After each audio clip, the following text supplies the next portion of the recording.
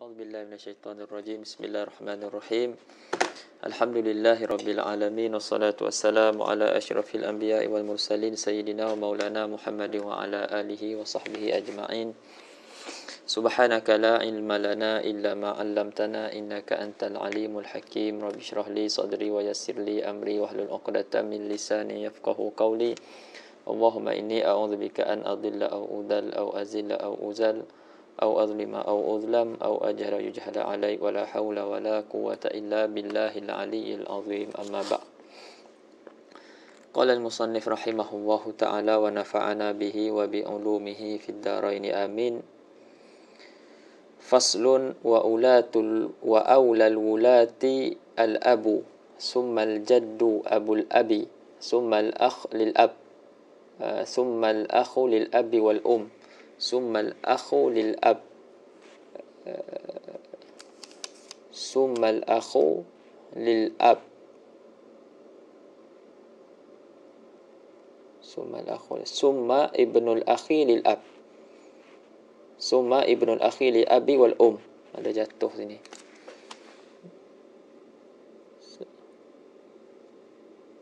ثم ابن الأخ للأب والأم ثم ابن الأخ للأب ثم العم ثم ابنه على هذا الترتيب. فإذا علمت العصبات فالمولى المعتق ثم عصباته ثم الحاكم. ولا يجوز أن يصرح بخطبة معتدة ويجوز أن يعرض لها وينكهها بعد انقضاء عدتها. والنساء على ضربين سيبات وأبكار. فالبكر يجوز للأب والجد إجبارها على النكاح والسيب لا يجوز تزويجها إلا بعد بلوغها وإذنها. Baik, semalam antara perbincangan kita kita sebutkan mawani' ataupun sawalib al-wilayah. Kita sebut semalam rukun-rukun berkaitan dengan rukun-rukun nikah. Itu rukun-rukun nikah ada 5: zauj, zaujah, wali, lepas tu 2 orang saksi, syahidan dan juga sirah. Dan musannif rahimahullah dalam ni dia sebutkan syarat-syarat yang berkaitan dengan al-wali dan juga 2 orang saksi. Tapi dia tak sebutkan syarat-syarat yang berkaitan dengan zauj, zaujah dan juga sirah. Jadi kita baca apa yang disebut oleh Al-Muhashyi rahimahullah, iaitu syarat-syarat yang berkait dengan yang disyaratkan pada zauj dan juga syarat-syarat yang disyaratkan pada zaujah dan juga syarat-syarat sirah. Dan juga dalam perbincangan semalam kita sebut berkenaan dengan sawalib al-wilayah, yakni perkara-perkara yang menafikan wilayah. Kita sebutkan dan perkara dan kita sebutkan ada 10 rupa masalah yang mana bila perkara ni ada pada wali, maka ketika itu wilayah akan berpindah kepada wali yang ab'ad. Contohnya ayah, jadi dia akan berpindah kepada datuk. Tak ada datuk akan berpindah kepada saudara lelaki seibu sebapa. Lepas tu akan berpindah pula kepada saudara lelaki sebapa, begitulah. Seterusnya seperti mana yang akan lihat. Jadi ada 10 keadaan yang mana wilayah berpindah kepada wali ab'ad. Dan di sana ada 5 rupa masalah kita sebut semalam, yang mana wali bila wali itu ada salah satu daripada 5 perkara ni. Jadi ketika tu wilayah tak berpindah kepada wali ab'ad, tapi dia berpindah kepada wali hakim. Semalam jadi ada 2 keadaan lah. Ada keadaan yang wilayah berpindah kepada wali ab'ad, ada keadaan dia berpindah kepada wali hakim. Jadi itu antara perkara penting yang kita kena bezakan. Bila wilayah berpindah kepada wali ab'ad, iaitu wali yang seterusnya, dan bila wilayah tu berpindah kepada wali hakim. Itu antara perbincangan kita semalam. Adapun pada fasal yang kita nak baca pada malam ni, jadi pada fasal ni musannif rahimahullah nak sebutkan tertib wali. Tertib wali bagi seorang perempuan tersebut. Siapakah yang lebih berhak mengahwinkan seorang perempuan tu. Jadi dia ikut tertib ni. Inilah tertib dia. Dan wilayah tersebut,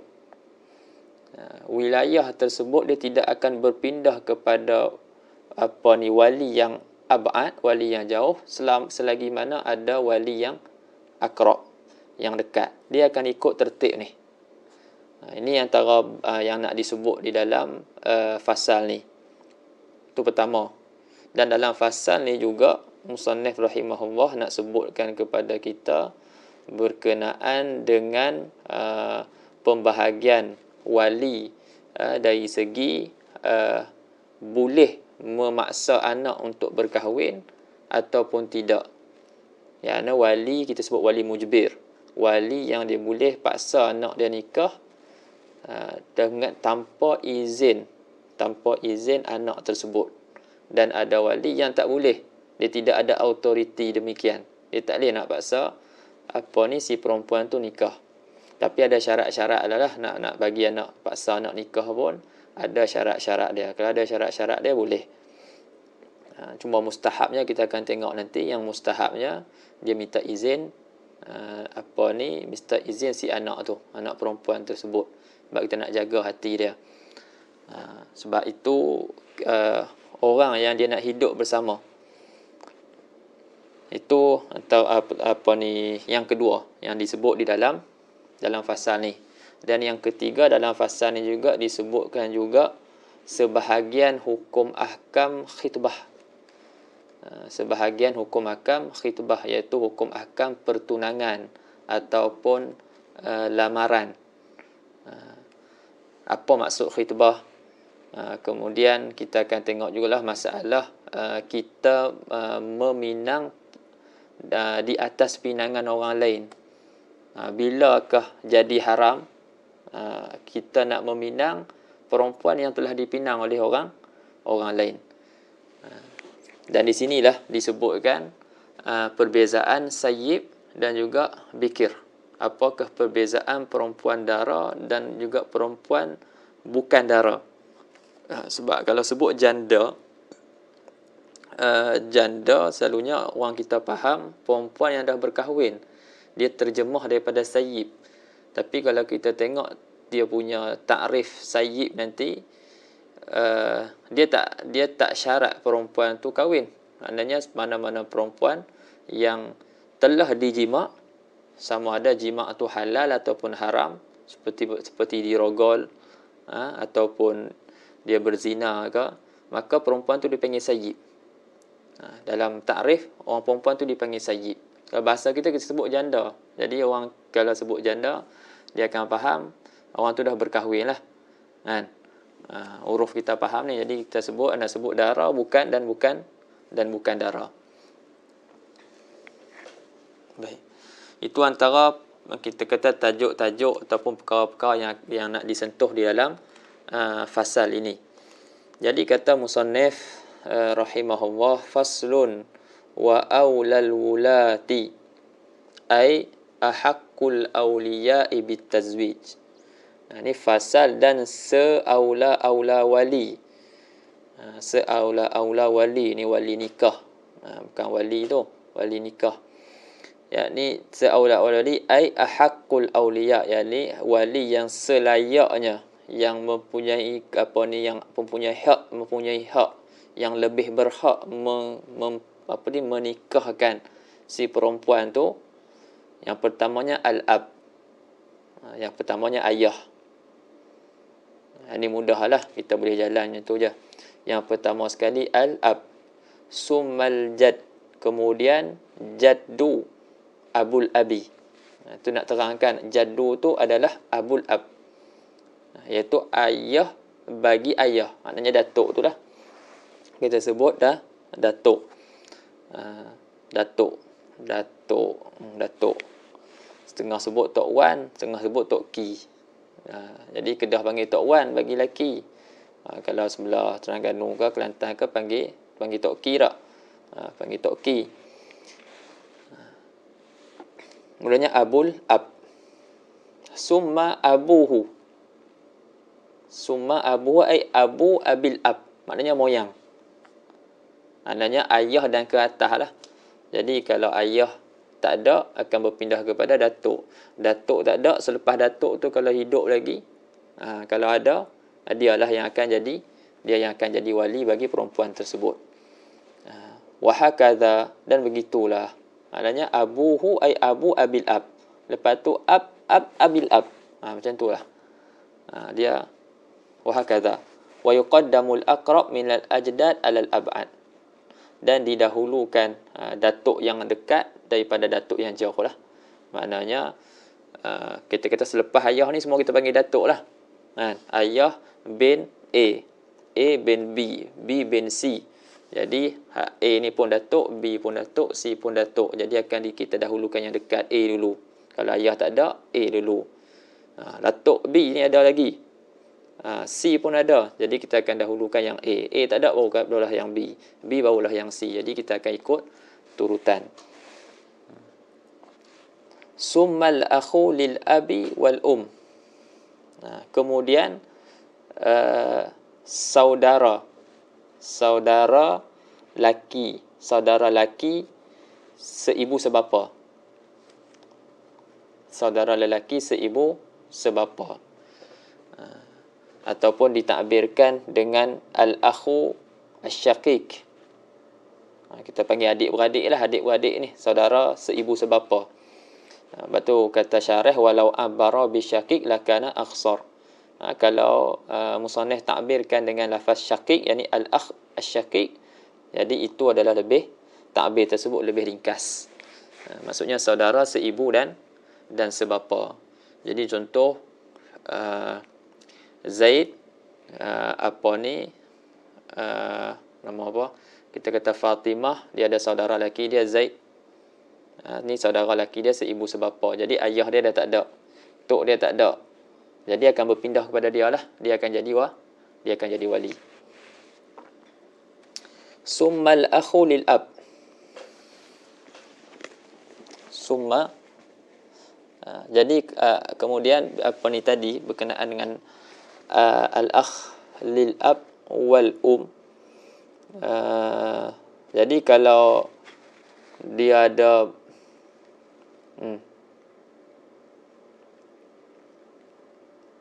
kan? Okey, tak apa. Yang tu. Okey, yang tu. Summal akhu lil ab wal walau abara bi syakil kana akhsar. Summal akhu lil ab. Kemudian saudara saudara sebapa. Ini saudara laki-laki sebapa. Saudara laki-laki sebapa. Jadi kalau saudara laki-laki seibu sebapa tak ada, dia memang adik-beradik dia semua perempuan. Adik-beradik dia semua perempuan. Tapi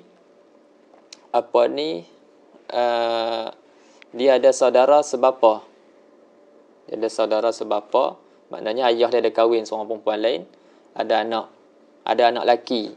Itu panggil saudara lelaki sebapa, bukan seibu sebapa sahaja. Jadi waktu tu akan berpindah kepada dia lah. Kalau ayah dah tak ada, lepas tu datuk tak ada, saudara seibu sebapa tak ada, akan berpindah kepada saudara sebapa. Summal akhu lil ab. Katalah saudara sebapa ni pun tak ada, saudara lelaki sebapa ni tak ada, summa ibnul akhi lil ab wal kemudian akan berpindah kepada anak saudara.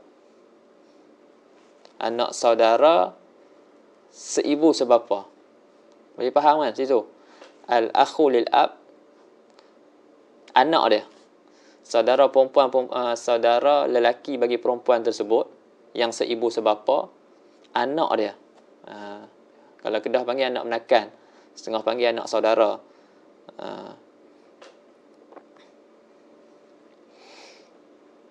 Jadi akan berpindah kepada anak saudara. Jadi anak saudara ni, anak menakan ni, dia boleh nak mengahwinkan mak saudara dia. Anak saudara dia dia termasuk dalam carta lah, kita kata carta wilayah ni, carta wali-wali. Ada sampai, kalau sebelum-sebelum dia tak ada, maka akan berpindah kepada anak saudara ni untuk mengahwinkan ibu saudara dia. Summa ibnul akhi lil abi wal wa in safal. Dan jika bawah daripada dia. Jika bawah daripada tu lagi. Anak daripada al-akh lil ab. Lepas tu kalau bawah daripada situ lagi cucu saudara. Kalau ada, dialah yang akan kahwinkan tok saudara dia.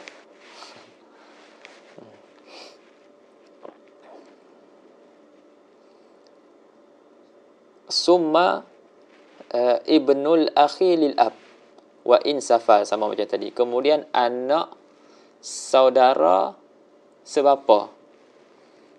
Anak bagi saudara lelaki dia tapi sebapa. Pening sikit. Anak bagi saudara lelaki dia yang sebapa.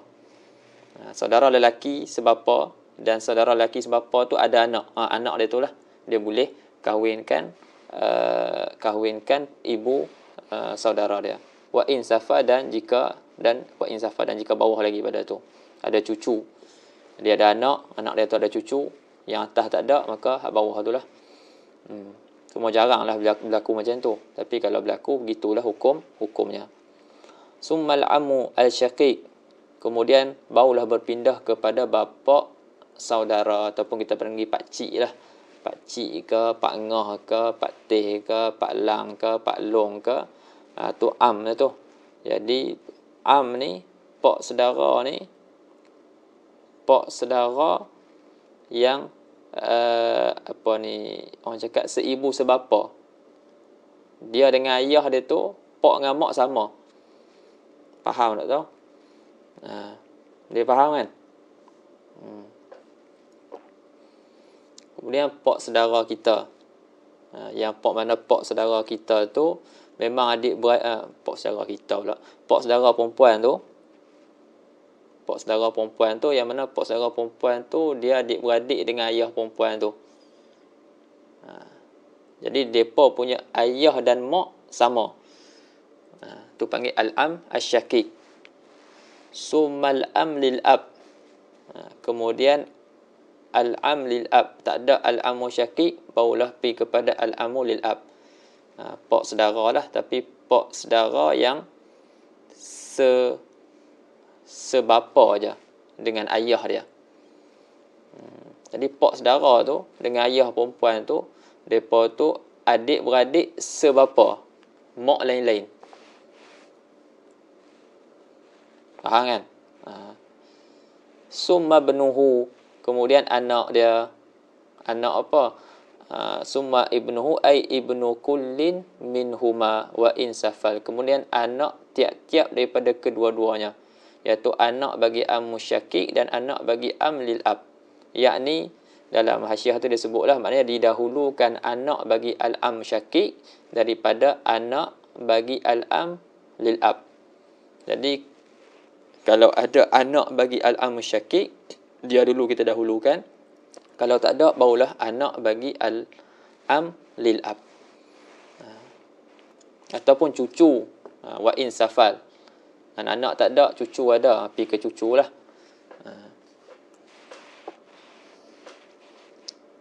Ala hadza tertib. Summa benuhu ay ibnu kullin minhuma wa in safal ala hadza tertib. Atas ini tertib. Yang disebut tadi ayah, datuk, kemudian saudara lelaki seibu sebapa, saudara lelaki sebapa, kemudian anak bagi saudara lelaki seibu sebapa, anak bagi saudara lelaki sebapa, kemudian pak menakan seibu sebapa, pak menakan sebapa, anak bagi pak menakan seibu sebapa, anak bagi pak menakan sebapa. Ala hadza tertib ni.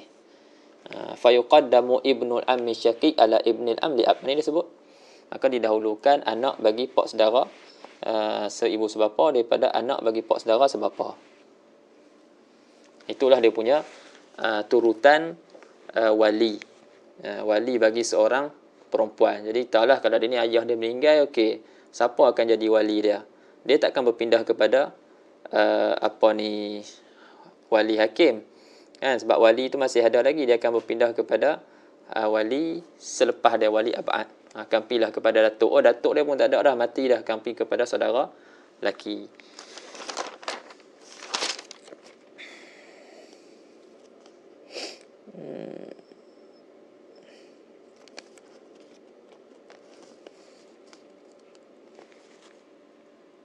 Okey. Kemudian dia kata fa in udimatil asabatu minan nasabi.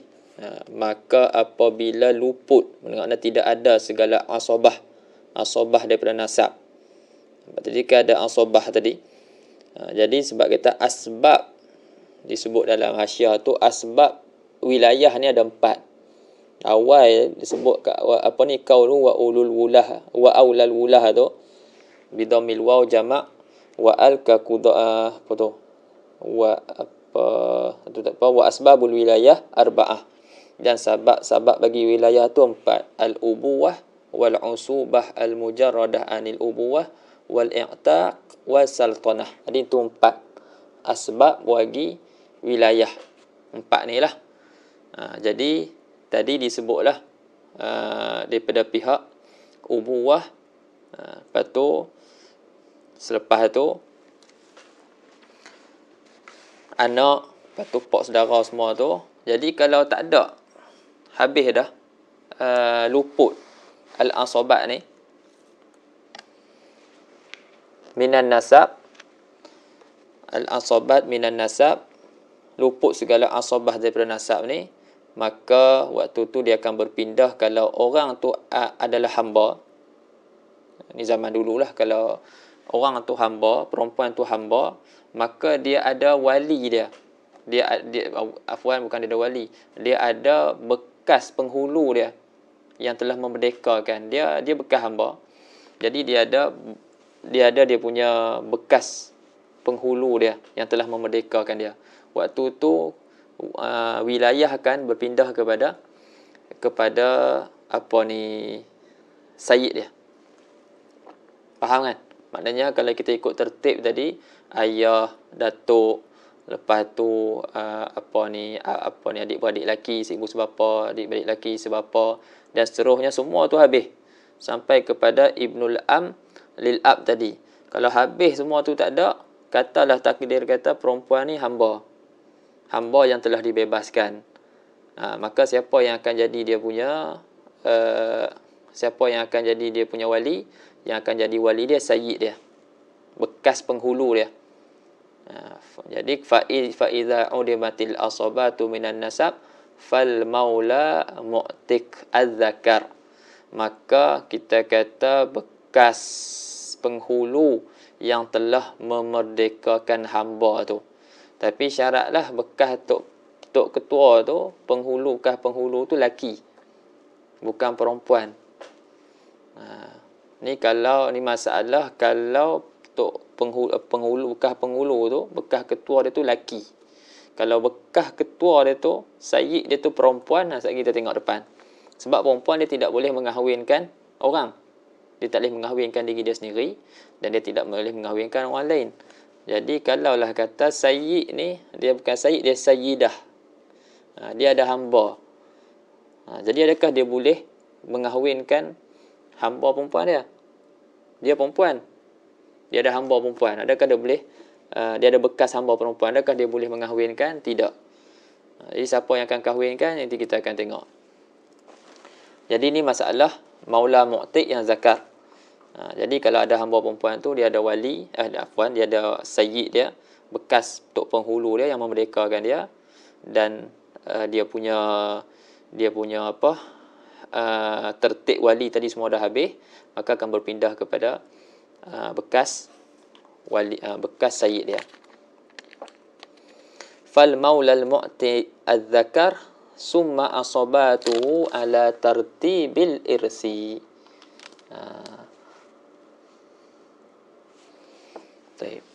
Kemudian asabat dia lah. Asabat apa ni? Asabat, kemudian asabat bagi maulal mu'ti' itu. Atas tertib miras. So disebut dalam tu summa asabatuhu ay wa ba'da asabatil mu'tik. Apa tu? Wa ba'da asaba, apa ada sini situ?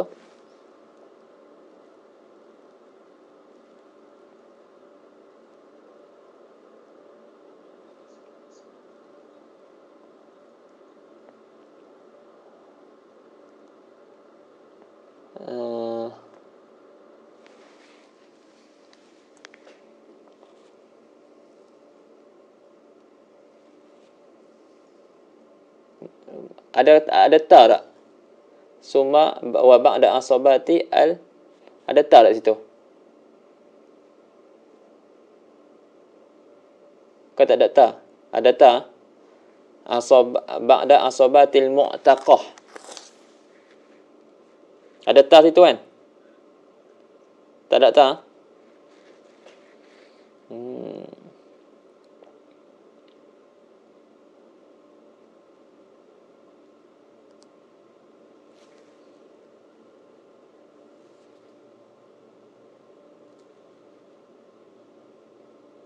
Tak apa, tinggal dulu yang tu. Allahumma salli ala Sayyidina Muhammad.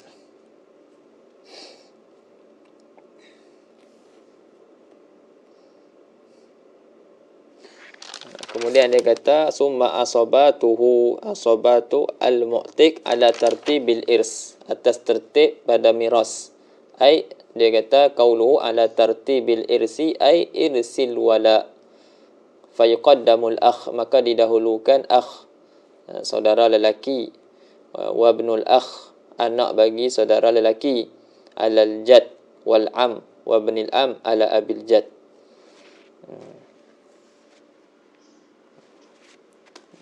Main miras pula ni. Kena tengok sana. Taib.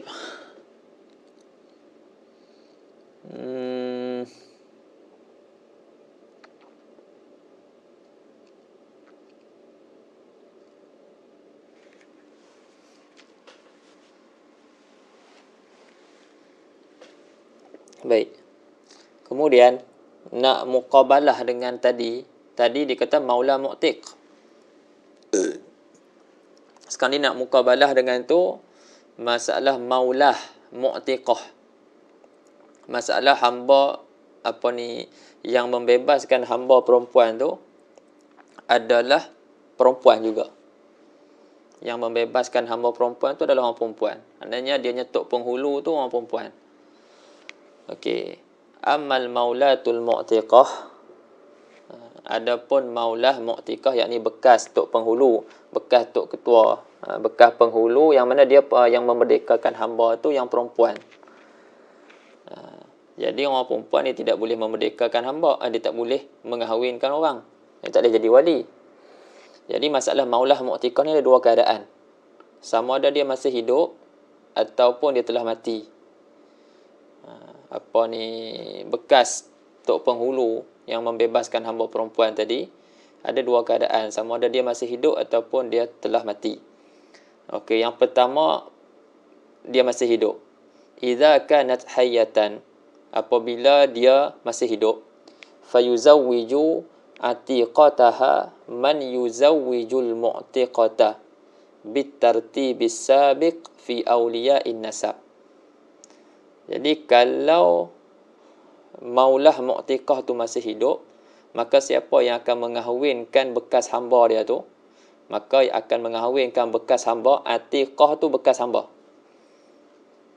Fayuzawwiju atiqataha man tu fa'il bagi yuzawwiju.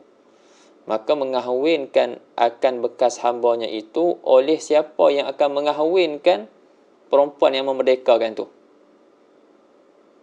Siapa yang mengahwinkan tok penghulu perempuan tadi tu yang memerdekakan hamba, dialah yang akan kahwinkan perempuan hamba tu dengan tartib yang tadi sebut tadi pada wali-wali nasab. Jadi siapa yang akan kahwinkan bekas hamba ni? Pak perempuan tu lah. Pak perempuan yang memerdekakan hamba tadi. Okey. Lepas tu datuk dia.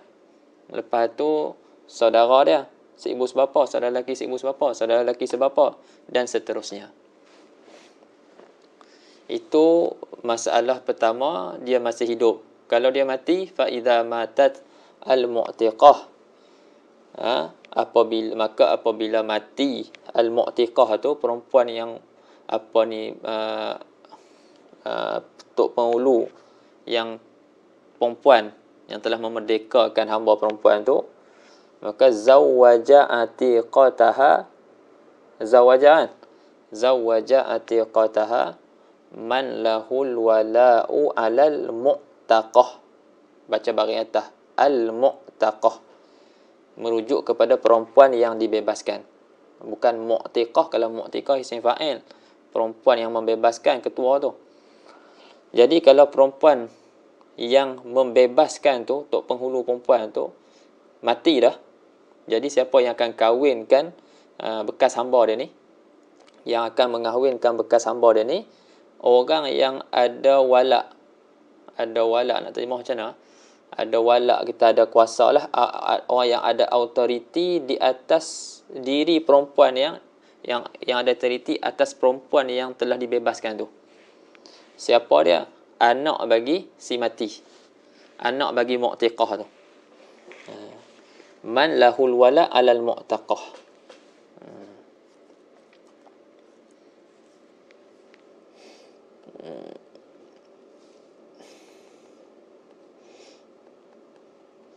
Kalau dalam tu jelas lah. Dalam hasyiah jelas. Fa idza matat al mu'tiqah. Kat bawah sekali, bagi bawah tu, kat lah tu dia kata walau aradal idah at-tam laqala alal atiqah. Dia sebut atiqah lah jelas. Dia sebut mu'taqah, boleh jadi orang tu silap baca, sebut mu'tiqah. Jadi disebut atiqah tu jelas. Maka dia kata fayuzawijuha hina idzin ibnul mu'tiqah. Jadi anak tok penghulu perempuan tu, nak membebaskan hamba perempuan tadi tu, anak dia yang akan kahwinkan dia, summa benuhu. Kemudian anak bagi anak mu'tiqah tu, cucu dia, cucu mu'tiqah. Summa benuhu, summa abuha, barulah ayah dia.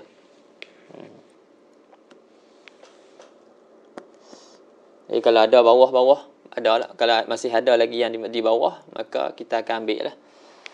Man lahul wala alal mu'taqah. Orang yang ada wala alal mu'taqah, siapa dia? Man lahul wala tu siapa? Iaitu ibnul mu'tiqah. Summa ibnuhu. Lepas tu anak bagi anak mu'tiqah, cucu. Lepas tu summa ibnu bnihi. Cucu lagi lah, cicit.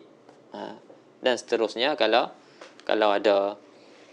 Tak ada, baru naik ke abuha, abu mu'tiqah. Kemudian barulah summal hakim. Kata dah tak ada, dia ni bukan hamba, maka berpindah kepada wali hakim. Summal hakim yuzawwiju inda faqdil awliya minan nasab wal wala. Maka ni kemudian hakim, wali hakim. Jadi wali hakim ni dia mengahwinkan ketika ketiadaan wali-wali daripada nasab dan wali daripada wala.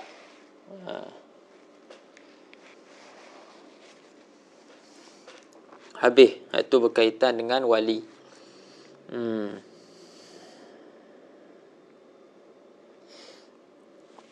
Summa syara'al musannif rahimahullah fi bayanil khitbah bi kasril kha. Jadi musannif rahimahullah, dan aku ambil sikit khitbah. Kemudian musannif rahimahullah dia mula menerangkan hukum ahkam berkaitan dengan khitbah bi kasril kha. Ini baca dia makru'an bi kasril kha, dengan kasrahkan kha, iaitu khitbah, dengan makna meminang lah, meminang ataupun melamar. Baik, kita duk khitbah ni apa makna dia? Kita duk sebut sebelum ni pinang. Jadi kita mengaji ni kita tahulah. Kita mengaji ni kita kena tahu dari segi makna kalimat tersebut. Takrif dia yang betul lah. Wahia al-khitbah tu iltimasul khatib minal makhtubati an-nikaha. Iltimas ni makna tolak. Maknanya menuntut oleh al-khatib, orang yang meminang tu, orang yang melamar tu, minal makhtubah, daripada perempuan yang dipinang, dia tuntut akan nikah. Itu maf'ul dia. Maf'ul iltimas. Iltimas khatib daripada makhtubah, dia tuntut oleh yang meminang daripada perempuan yang dipinang tu, dia tuntut akan nikah. Itu khitbah. Ni orang kata yang ni permulaan lah, kita kata ni permulaan kepada Allahumma salli ala sayyidina Muhammad, kepada gerbang ataupun ke alam perkahwinan. Jadi khitbah dulu. Jadi adalah pula hukum khitbah dia. Sebab perempuan ni dia ada berbagai jenis. Sebab kadang ada perempuan tu yang dalam iddah, ada perempuan yang bukan dalam iddah, dan ada perempuan yang isteri orang. Jadi keadaan perempuan ni kita kata berbagai.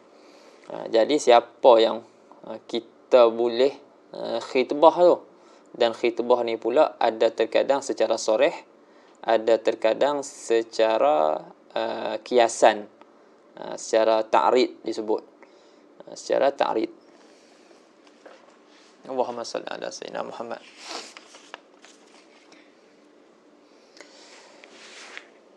Kata musannif rahimahullah, faqala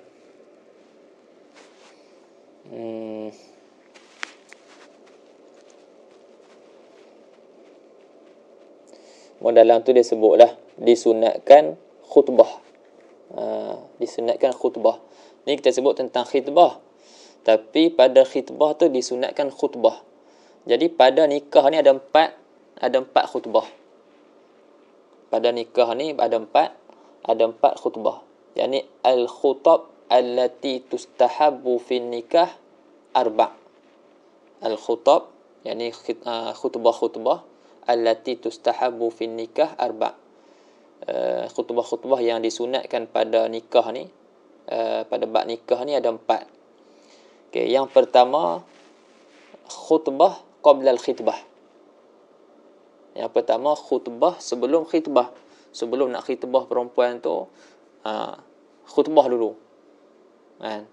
Ada disebut sebagai khutbatul hajah. Khutbah sebelum khitbah. Dan khutbah qabla al-ijabah. Khutbah qabla al-khitbah, yakni khutbah khatib ataupun wakil dia ke. Khutbah si khatib tu, orang yang nak masuk meminang tu ataupun wakil dia ke, itu khutbah qabla al-khitbah. Adapun khutbah qabla al-ijabah, yakni mujib, yakni si keluarga bagi perempuan tu lah. Kita kata keluarga bagi perempuan tu, dia nak sebelum dia jawab, sebelum dia jawab yang khitbah tersebut, maka disunatkan juga dia berkhutbah. Itu yang kedua. Dan yang ketiga, khutbah wali, khutbatul wali qabla al-ijab. Jadi wali, sama ada ayah sendiri ataupun wakil bagi wali, sebelum dia nak ijab kabul tu, sebelum dia ijab. Ijab maknanya daripada pihak perempuan lah, tapi dengan wasitah wali. Sebelum ijab tu dia akan khutbah dulu. Jadi biasanya kalau tengok perkahwinan kat Malaysia ni, memang dia akan baca dululah. Sebelum nak ijab kabul tu dia akan baca khutbah dulu. Kemudian yang keempat, khutbatuz zauji qabla al-qabul. Khutbah suami sebelum dia terima akad nikah tu. Tapi di sini ada khilaf lah. Yang keempat ni ada khilaf. Ada yang kata tak mustahab, ada kata mustahab. Maksudnya sebelum dia ni tunjuk salam ni adat kita lah. Adat di sini sebut kan, dia pun salam kan. Jadi sebelum dia kata aku terima nikahnya fulanah binti fulanah dengan mas kahwin sekian tunai. Jadi sebelum dia sebut benda tu, sunat dia baca khutbah dulu. Faham? Alhamdulillah, alhamdulillah, dia punya khutbah hajah tu, anak pun tak ingat. Alhamdulillah nahmaduhu wa nasta'inuhu wa nastaghfiruh wa na'udzu billahi min syururi anfusina wa min sayyiati a'malina man yahdihillahu fala mudhillalah sampai habis. Qabiltu nikahaha. Adanya ada khutbah dulu. Jadi sebahagian kata tak disunatkan. Sebab apa kata tak disunatkan? Sebab takut itu jadi sebagai ada gap antara ijab dan juga qabul. Faham? Tapi yang muktamad disunatkan juga. Yang muktamad disunatkan juga sebab dia ada kaitan, dan dia tak jadi satu benda yang sebagai fasil lah, penceraian antara ijab dan qabul. Ada 4. Baik.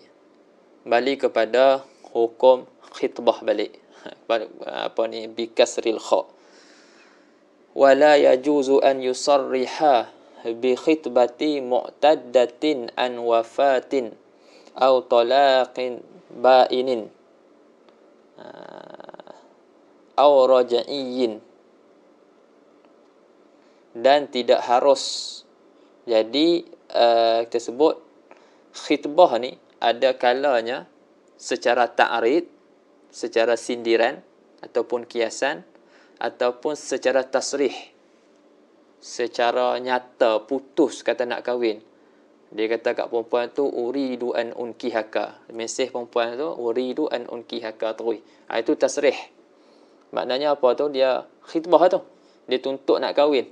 Dia iltimas an nikah daripada perempuan tersebut. Adapun ta'rid, dia sindiran. Dia sekadar secara sindiran ataupun secara kiasan. Maknanya dia bukanlah memutus nak kahwin dengan perempuan tu, ada ihtimal dia nak kahwin dengan perempuan tu ataupun tidak. Nanti dia akan sebutlah. Dia kata antaranya rubba raghibin fiki. Rubba raghibin fiki, ataupun dia kata misluki yatamanna al-alamu, ataupun yatamanna ar-rajulu an yatazawwaj biha. Perempuan seperti kamu ni, yang mana satu alam ni ataupun orang lelaki semua cita-cita nak kahwin dengan dia ataupun nak bersama dengan dia. Jadi di situ bukan secara tasrih.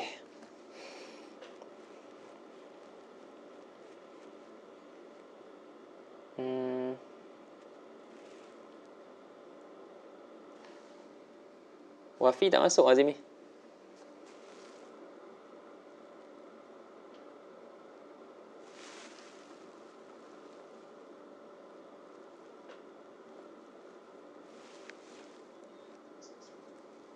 Oh. Tadi dah masuk dah kan?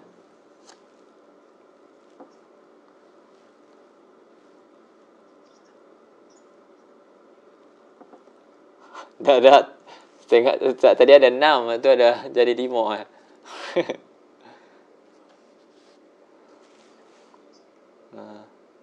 Latih tak apa, dia khatam dah.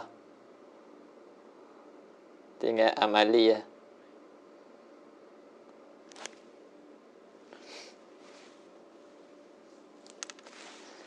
Okey.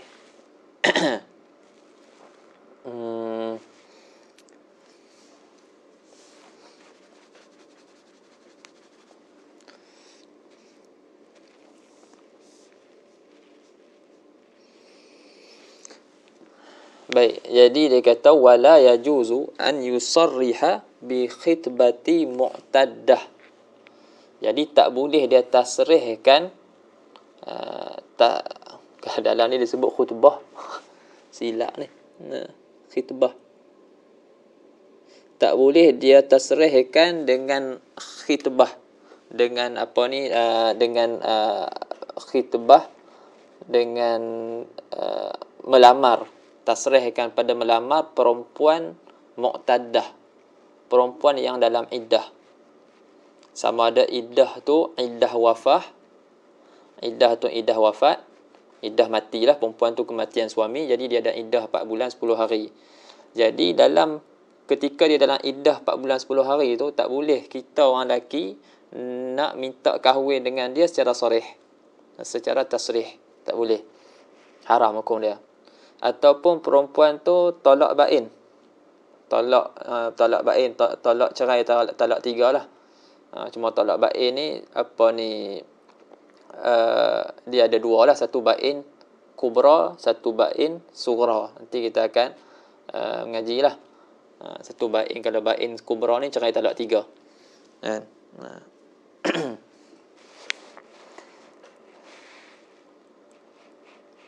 Dia ada talak raja'i, ada talak bain. Lepas tu talak bain bagi pula 2, sughra dengan kubra. Jadi kalau perempuan yang dalam talak bain, perempuan yang di dalam talak bain pun tak boleh juga, dalam iddah talak bain, tak boleh juga kita nak tasrih. untuk menikah dengan dia. Au raj'i, ataupun talak raj'i, ataupun di dalam iddah talak raj'i pun tak boleh juga.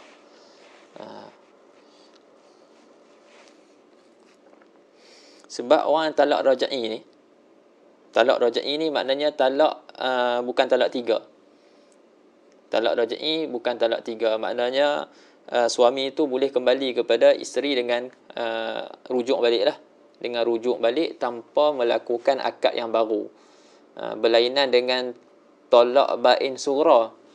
Talak bain sughra dia boleh kurang juga daripada 3. Tapi dia kena buat akad baru. Kena buat akad, nak nikah nanti kena buat akad lain. Talak bain dia ada banyaklah rupa sughra tu, antaranya fasakh ataupun cerai dengan khulu'. Itu masuk dalam bain sughra. Adapun bain kubra, cerai talak 3.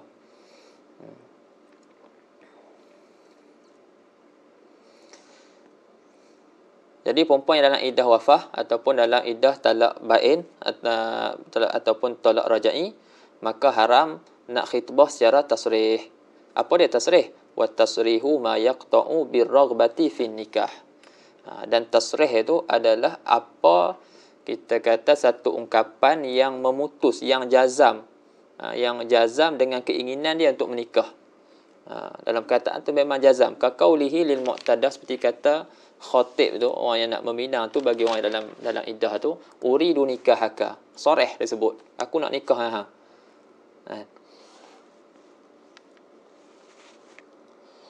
Jadi hukum dia haram. Hukum dia haram. Wa yajuzu illam takun al-mu'taddah wa yajuzu illam takun al-mu'taddah illam takun al-mu'taddah an talakin raja'iyyin an yu'arrida laha bil khitbah. Dan harus jika bukanlah perempuan tu yang mu'taddah daripada talak raj'i, harus jika bukanlah perempuan tu dalam iddah talak raj'i, harus bahwasanya dia ta'rid. Nah, ni sindiran ataupun kiasan ni, an yu'arrida laha bil khitbah. Okey. Maknanya perempuan yang dalam talak bain, perempuan yang dalam talak perempuan yang dalam iddah talak bain dan perempuan yang di dalam iddah wafah, haram tasrih, boleh ta'rid. Ni faham? Perempuan yang dalam iddah wafah dan perempuan yang di dalam iddah talak bain, haram untuk tasrih tapi boleh untuk ta'rid. Dia dapat kan? Itu satu. Adapun perempuan yang di dalam iddah talak raj'i, haram ta'rid, haram tasrih. Dua-dua haram. Tasrih haram, ta'rid pun haram. Dia dapat kan situ? Adapun perempuan yang memang tidak di dalam iddah dan bukannya isteri orang, maka di situ boleh tasrih, boleh ta'rid.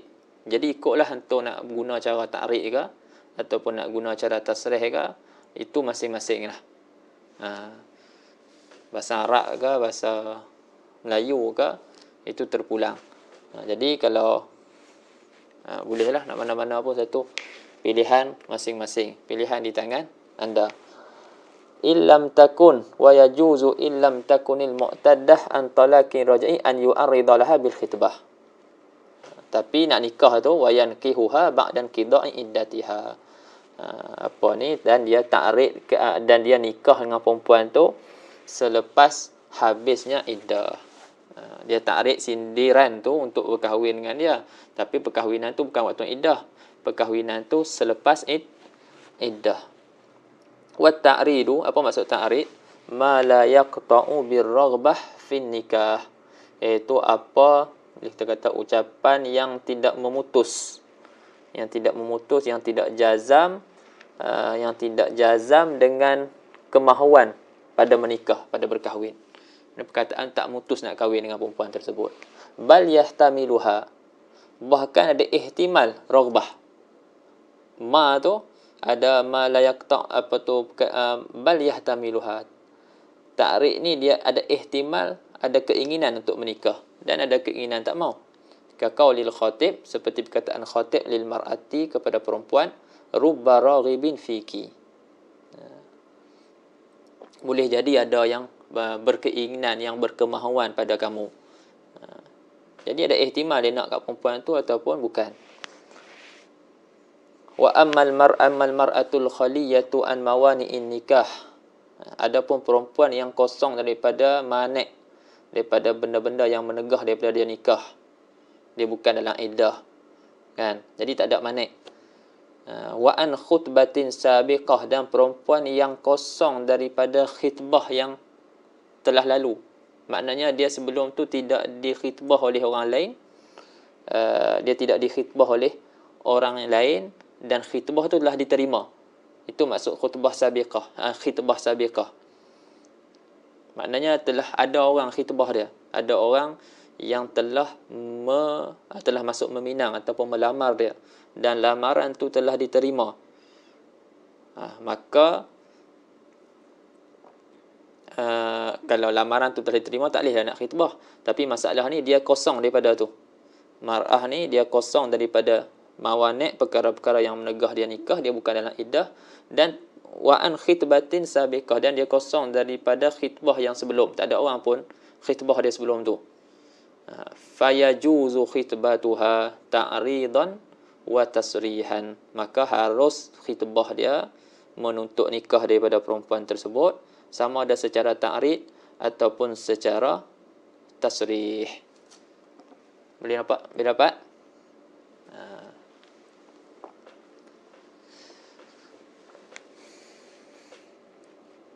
Jadi ada tiga lah. Ada tiga keadaan, ulang balik. Perempuan yang di dalam iddah wafah, perempuan yang di dalam iddah wafah dan di dalam iddah talak bain, haram tasrih, boleh ta'rid. Haram tasrih, boleh ta'rid. Dan perempuan yang di dalam iddah talak raja'i, haram tasrih dan haram ta'rid. Dan perempuan yang kosong daripada manik nikah, yang bukan di dalam iddah, dan juga dia sebelum tu tidak dikhitbah dan tidak dikhitbah, maka boleh nak khitbah dia secara ta'rid ataupun tasrih. Mafhum? Cuma ana ra'i sahabat-sahabat ni sudahlah, ana asal lewat dah, dia pun nak semayang. Jadi kita tangguh dia masalah haram khitbah. Dia haram khitbah orang kedua ke atas orang perempuan tu dengan 5 syarat. Jadi kalau ada 5 syarat ni, haram untuk lelaki yang kedua untuk khitbah perempuan yang sama. Tapi kalau tak ada syarat ni, maka tak haram untuk lelaki yang kedua meminang perempuan tersebut. Jadi haram tu ada syarat-syarat lah. Wallahu ta'ala a'lam. Nanti masuk depan ni dia nak sebutlah tentang aqsam al-wilayah. Dia sebut dulu berkaitan perempuan tu ada 2, sama ada sayyib ataupun bikir.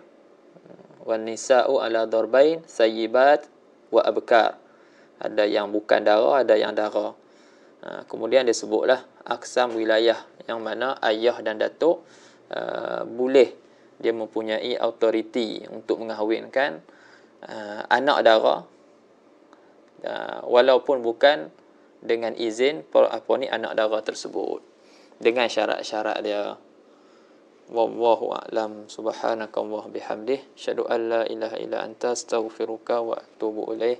Bismillahirrahmanirrahim. Wal 'asr innal insana lafi khusr illa alladhina amanu wa amilus solihati wa tawasaw bil haqqi wa tawasaw bis sabr.